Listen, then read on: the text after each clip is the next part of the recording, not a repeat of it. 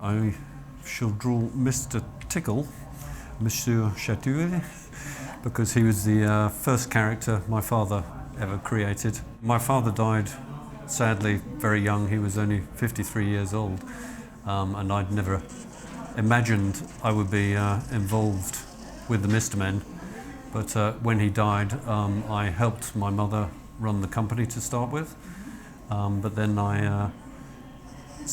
there was obviously no creative source, so I started to take over on the creative side as well. I could draw, but I had never drawn a Mr. Man, so I had to learn to draw them. Yeah, so it was. I mean, Mr. Men are very, very simple looking, but actually it took me quite a long time because I have a different style of drawing to my father's.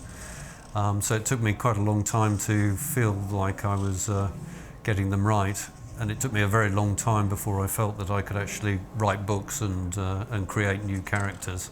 My favourite to draw is Mr. Bump, and my favourite story that my dad wrote was Mr. Silly, because I think it encapsulates my dad's sense of humour, and